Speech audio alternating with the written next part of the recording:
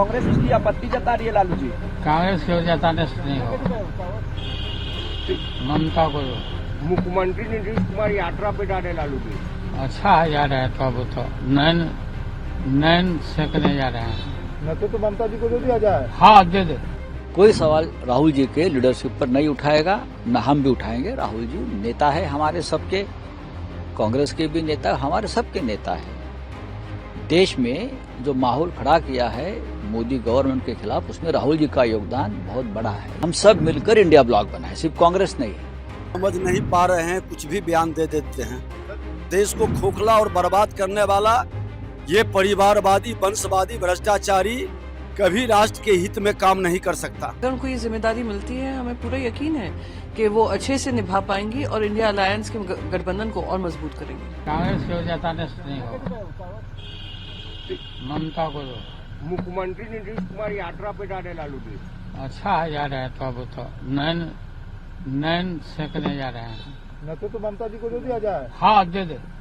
25 में बोल रहे सरकार फिर से बना रहे लालू जी। हाँ बनाएंगे हम लोग। नीतीश कुमार दावा कर रहे कि 225 सीट जीतेंगे एनडीए। अरे पहले आंख सेके ना अपना, जा रहे हैं आंख सेके।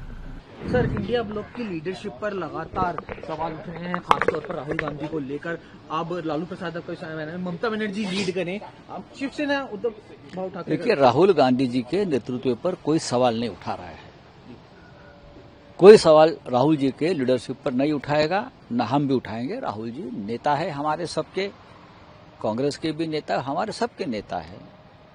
देश में जो माहौल खड़ा किया है मोदी गवर्नमेंट के खिलाफ, उसमें राहुल जी का योगदान बहुत बड़ा है। ये हम सबको मानना पड़ेगा, हम सब मानते भी है। इंडिया ब्लॉक के बारे में अगर हमारे कुछ साथी हैं, चाहे टीएमसी हो, चाहे लालू जी हो, अखिलेश जी हो, उनकी एक अलग राय बनती है। हम सब मिलकर इंडिया ब्लॉक बनाए, सिर्फ कांग्रेस नहीं है।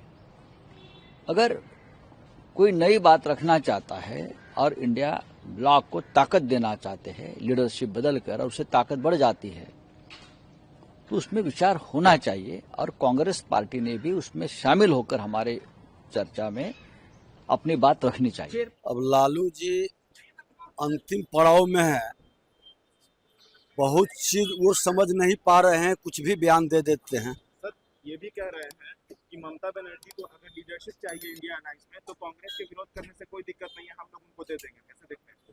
देखिए, भ्रष्टाचारियों की जमात, चेहरा बदल ले कोई अंतर नहीं पड़ता है। देश को खोखला और बर्बाद करने वाला ये परिवारवादी, वंशवादी, भ्रष्टाचारी कभी राष्ट्र के हित में काम नहीं कर सकता। जो भी स्टैंड होगा, इंडिया अलायंस मिलकर निर्णय लेगी।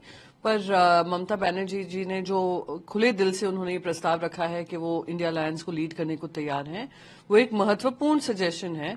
और हम मानते हैं कि ममता जी का जो इतिहास में उनका कंट्रीब्यूशन रहा है, और ऑपोजिशन में होने के नाते भी उन्होंने भागीदारी ली है। साथ ही साथ वेस्ट बंगाल में भारतीय जनता पार्टी की फेक खबरें, फेक नैरेटिव्स, फेक न्यूज और डिस्टॉर्शन ऑफ न्यूज चलने नहीं दिया है और उनको सतर्कता से रोका है।